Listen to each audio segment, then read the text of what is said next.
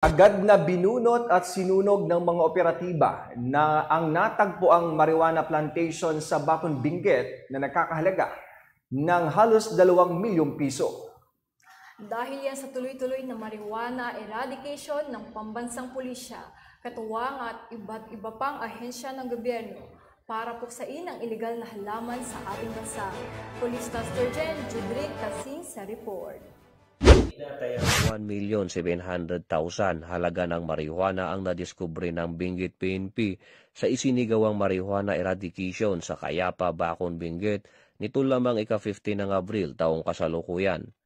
Ayon kay Police Colonel Joseph P. Bayungasan, Provincial Director ng Benguet, naging matagumpay ang operasyon sa pinagsanib na puwersa ng mga kapulisan na pinangungunahan ng Bacon Municipal Police Station kasama ang mga tauhan ng Police Intelligence Unit, Provincial Drug Enforcement Unit ng Benguet PPO at PDEA Cordillera.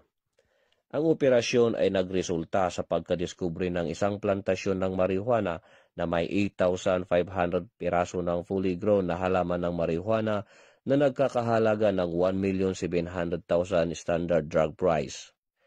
Bagamat walang nahuling cultivator, lahat ng mga nasabing natuklasan na halaman ng marijuana ay binunot at sinunog sa lugar, habang ang sapat na sample ay dinala upang isumiti sa Benguet Provincial Forensic Unit Cordillera para sa qualitative test. Pinuri naman ni Police Colonel Bayungasan ang mga operatiba sa kanilang matagumpay na operasyon at sinisiguro naman na lalo pa nilang paigtingin ang kanilang kampanya kontra illegal na druga, gayon din upang matuldukan ang paglaganap ng ipinagbabawal na gamot sa kanilang nasasakupan. Ang pagpuksang ito ng kapulisan ay bilang pagsuporta sa isinusulong ng Pangulong Ferdinand Marcos Jr.